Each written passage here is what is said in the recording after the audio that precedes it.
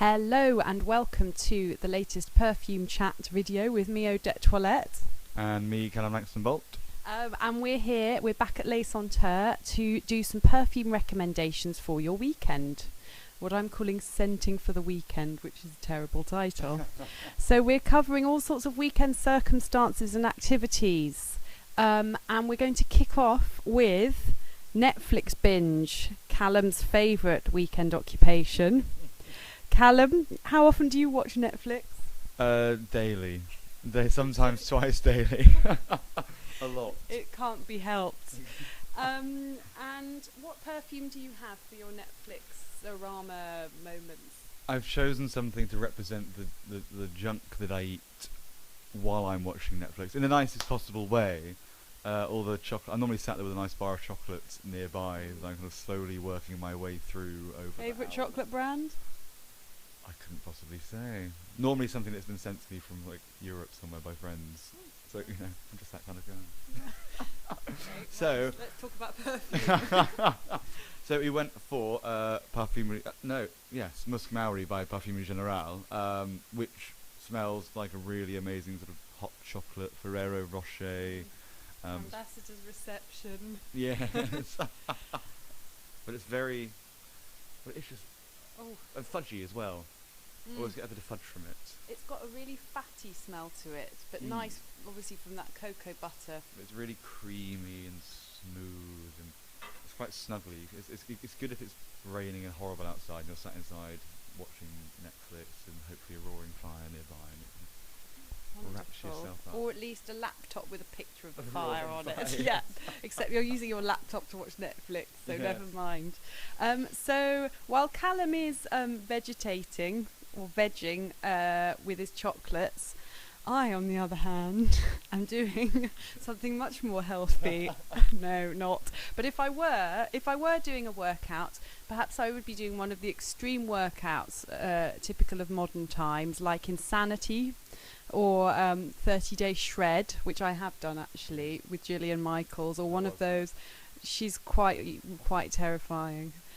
You end up on a heap on the floor and you're in a very small living room floor trying to leap about and do army style moves. So often after such a workout your muscles are in agony, especially the next day. So I thought we could bring forward the muscle relief and spray this on before your workout. So this is Espirit de Tigre, Spirit of the Tiger by James Heeley. And it's definitely superior to a balm, a sort of Chinese muscle balm, but it definitely has those characteristics. Oh, a beautiful cloud descending. Yes, just beautifully camphorous, slight peppermintiness, but also a lovely spiciness, lots of cloves in there. It's almost like you've got the pestle and mortar and you're brewing up some Ayurvedic concoction. It tastes. I am tasting it again.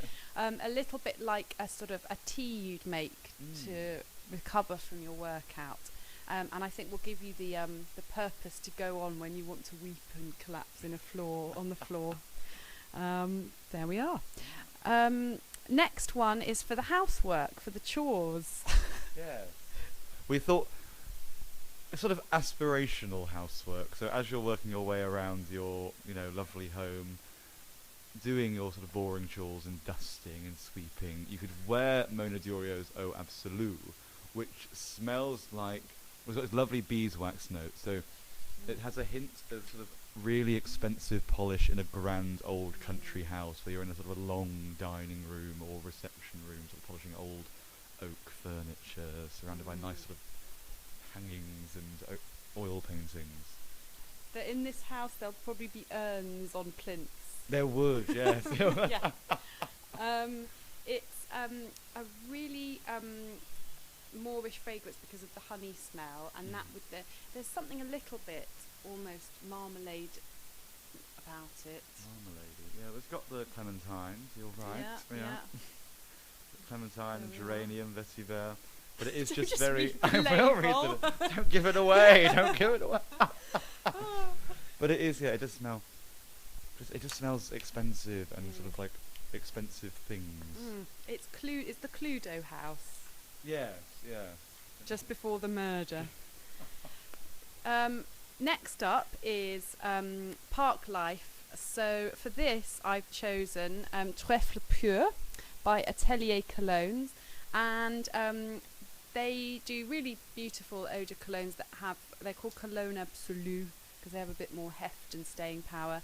And this one is based on the idea of the clover, and it feels like being in the park very, very early when it's still a little bit cold and the sun is a little bit thin, but there's this beautiful verdancy and sort of sparkling freshness to the air, and the day is full of possibilities. The grass is all still wet with dew, and you can kind of see your footprints, and maybe like a little frost going through as well. A little frost. Just a gentle, like the first frost of winter. Summer. Oh yes, of course, yes, summer. Summer. And if you were playing rounders or walking the dog in the park, well, you can have this. Yeah. Lovely. Callum said something unmentionable when we did our rehearsal about dogging, but we're not going to go there. Okay, our penultimate scenario is burnt barbecue. Callum, do you often end up at disappointing barbecues? I once ended up in a barbecue and it started snowing, which was the worst. It was a really nice day, and then the snow began to fall. We stuck it out and just put an umbrella over the barbecue, and nothing was burnt, so it was okay, yeah. Okay. Well, should your barbecue be one where everything turns to carbon, then to go with the mood, we're recommending La Haine, or The Hate, which was created by Mark Buxton, and I just can't say it. Folie à Plusiers. Plusiers.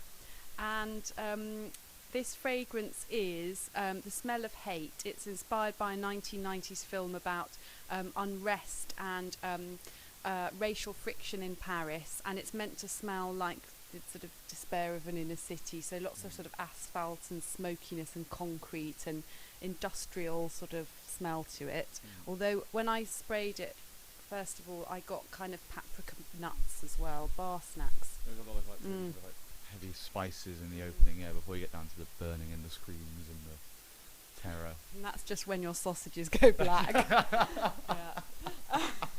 So this one is a challenging perfume, but most distinctive, and if you think you can pull it off, it's a stunner. Yeah.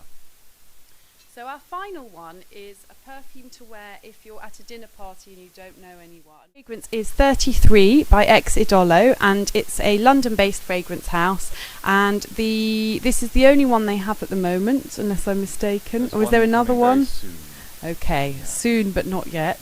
No. And the idea is that this is made using a vintage supply of oud that's 33 years old and has been aged like a fine wine or like a brandy, and brought together with rose. I think Taif rose is one of them, and a Chinese rose. So it doesn't smell completely unusual in that there are a lot of oud and rose scents, but it does have a heritage to brag about and show off about. Yeah. So I could say, Callum, what are you wearing? You smell so good. Why, thank you. It's a fragrance. It's a small niche brand based in central London. The oud you see is aged, which gives it a nice dry, salty quality, which is unusual in the world of oud. And the black tea gives a coolness to it as well. It's pretty rare. Well, by this point, I'm either completely entranced or I'm turning away to find someone to speak to. But it is a lovely fragrance. Thank you, Callum. It is great, yeah. So we haven't covered every weekend scenario, but I think we have done a pretty good job of some of the most likely. Yeah. If you would like us to cover another topic, then please leave a comment below. Someone commented last week and asked for an edition on perfumes for night workers. So that will be coming up as Callum suddenly starts thinking. I've got it. And please do subscribe for more perfume films. I'm Odette Toilette, and I've been joined by Callum from Les Senteurs London. Thank you very much. Bye-bye.